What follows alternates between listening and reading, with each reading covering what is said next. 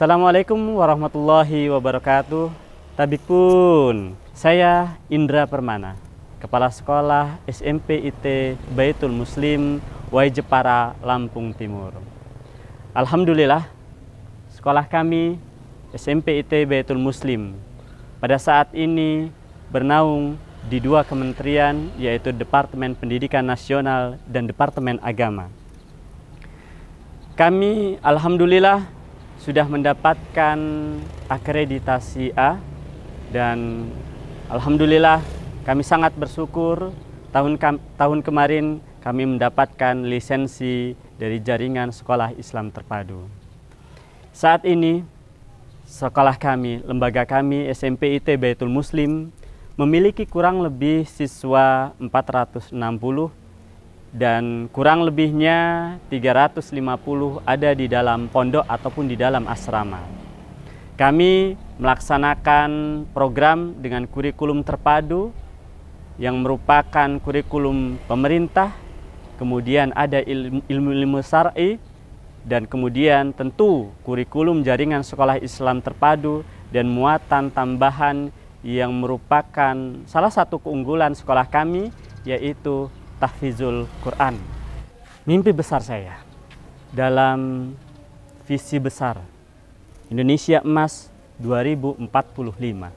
Visi besar itu kami buat, kami rencanakan, dan kemudian saya menamakan programnya adalah 6 gerakan terpadu. Adapun 6 gerakan terpadu yang merupakan mimpi besar itu adalah yang pertama, bagaimana akhlak. Saya mengartikan akhlak ini ke dalam 2 hal. Yang pertama adalah moral, yang kedua adalah etika. Bagaimana moral seseorang bisa jadi orang yang berpendidikan ataupun orang yang tidak sempat mengenyam pendidikan. Moral seorang pedagang ataupun moral seorang politikus. Maka ini diartikan sebagai sesuatu yang berpegang kepada agama. Yang kedua, dalam hal akhlak ini saya mengartikan etika. Bagaimana etika kerja yang dilakukan setiap SDM dalam dunia pendidikan ataupun luar pendidikan menggunakan, kemudian mengaplikasikan, melaksanakan etika kerja yang ada. Etika kerja disiplin, etika kerja dapat berkolaborasi, dan lain sebagainya. Maka ini harus menjadi muatan-muatan utama yang menjadi tolak ukur dalam dunia pendidikan, kapanpun, dimanapun, setinggi apapun. Yang kedua, saya menyoroti masalah teknologi. Bisa jadi 2045 sesuatu yang kita anggap tinggi saat ini, tetapi nanti 2045 bisa jadi kita ditertawakan karena memakainya. Teknologi di sini tidak menghilangkan eksistensi humanisme. Bagaimana seorang guru tidak bisa hilang fungsi atau pengaruh atau perannya terhadap dunia pendidikan. Canggih apapun aplikasi yang dipakai, daringkah, luringkah, online atau offline-kah, atau mungkin dengan bahasa-bahasa yang lain yang kita sejak pandemi kemarin berusaha menyesuaikan diri dengan teknologi yang ada. Teknologi tidak bisa menggantikan peran manusia sebagai seorang pendidik. Karena bagaimanapun sudah fitrahnya manusia ketika masalah akhlak, masalah moral, masalah kepribadian yang ada di dalam diri itu tergantung kepada pendidik. Tergantung bagaimana dia menyampaikan ruhiyah pendidik, itu yang utama. Kemudian yang ketiga adalah life skill. Dunia pendidikan harus berusaha mengajarkan bagaimana life skill seorang anak didik itu dapat tercapai. Life skill di sini adalah keterampilan hidup untuk menyelesaikan berbagai permasalahan yang ada. Kita tahu banyak masalah dalam kehidupan ini. Tidak hanya orang tua, bahkan anak muda, bahkan anak kecil saja, ada saja masalahnya. Tetapi dengan life skill, sekolah, lembaga pendidikan mengajarkan bukan hanya pertanyaan-pertanyaan yang bersifat teori, tetapi pertanyaan yang bersifat reality. Yang keempat adalah kebahagiaan. Mengapa gerakan kebahagiaan ini menjadi sebuah gerakan terpadu yang ini merupakan salah satu pilar untuk mencapai visi besar itu? Saya melihat ada banyak yang akan menjadi luar biasa ketika sesuatu dilakukan dengan bahagia. Seorang anak didik ketika dia berangkat ke sekolah dengan bahagia, maka dia dapat melakukan pembelajaran dengan maksimal.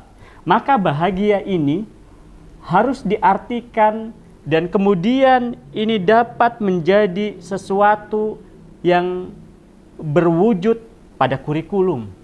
Bagaimana seorang anak yang kelas 1 SD, dia dapat berangkat ke sekolah dengan bahagia, maka kemudian jam pelajarannya harus diatur.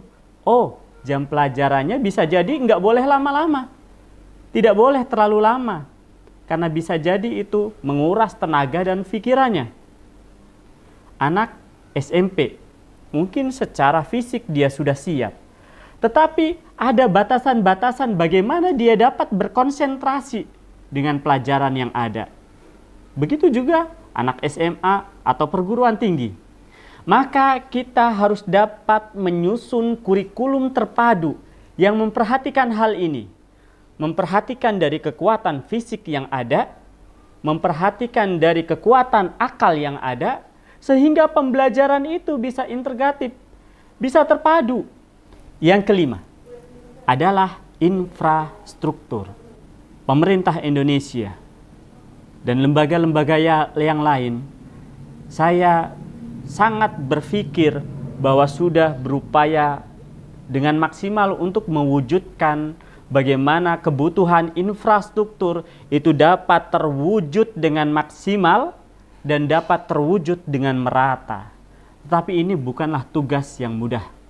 Indonesia dengan berbagai keberagaman dan kemudian luasnya wilayah Indonesia ini merupakan tanggung jawab yang besar. Infrastruktur yang disediakan itu sangat banyak.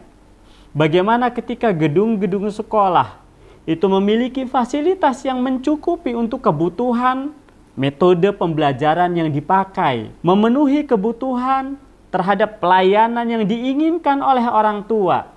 Ini bukan hal yang mudah, tetapi ini bisa dicapai dengan gerakan bersama, dengan gerakan terpadu. Infrastruktur ini akan terus berkembang seiring dengan perkembangan teknologi yang ada. Dan tentu dengan berkembangnya infrastruktur pendidikan yang ada, maka dunia pendidikan dengan sendirinya akan meningkat dan mencapai output yang terbaik. Poin yang terakhir, yang keenam dari 6 gerakan terpadu mencapai visi besar Indonesia Emas. Pada saat ini saya mengatakan dengan kosakata yang mungkin tidak ada, tetapi insya Allah arahnya ke sana, yaitu guru bimbing. Siapakah guru bimbing itu? Guru bimbing itu adalah seorang guru yang dibekali dengan kemampuan dan karakteristik khusus. Bagaimana dia dapat melihat keunikan-keunikan, kelebihan, kekurangan, dan potensi setiap anak yang berbeda antara satu dengan yang lain. Karena memang karakteristik anak itu berbeda. Antara yang satu dan yang lain tidak bisa disamakan. Maka guru bimbing ini adalah seseorang ataupun SDM yang dilatih dan memiliki kemampuan itu. Tentu ini harus ada kerjasama antara pemerintah, antara lembaga pendidikan, antara perguruan tinggi, bagaimana bisa mewujudkan kemudian memenuhi kebutuhan atas guru bimbing ini. Guru bimbing ini lebih kepada orang yang kemudian dengan berbagai pengalamannya, wawasannya, keilmuannya, kemudian tugas yang diembannya, dia dapat mengembangkan secara maksimal potensi yang ada dalam diri setiap pribadi anak. Guru bimbing ini akan bertugas selama unit itu berjalan. Saya contohkan, ketika misal di tahun 2045, tingkat dasar masih tetap dengan kelas 1 sampai dengan kelas 6 SD. Maka guru bimbing ini akan bertugas sejak anak itu masuk, anak didik tersebut masuk, sampai kemudian anak itu lulus. Ketika anak didik masuk, maka dia mulai melihat berbagai karakteristik yang ada dalam dirinya. Dia dapat melihat potensi, dia dapat memetakan segala keberagaman yang ada dalam diri anak tersebut. Kemudian selama 6 tahun di kelas 2, di kelas 3, kelas 4, kelas 5, kelas 6, dia dapat memberikan gambaran yang utuh tentang anak tersebut. Maka kemudian dengan gambaran yang utuh itu, dia dapat mencari kelebihan-kelebihan yang kemudian dapat ditingkatkan, kemudian kekurangan-kekurangan yang dapat dihilangkan. Demikian pemaparan kami dari SMP IT Baitul Muslim Wai Jepara, Lampung Timur. Demikian yang dapat saya sampaikan. Saya mohon diri. Billahi taufiq wal hidayah. Wassalamualaikum warahmatullahi wabarakatuh.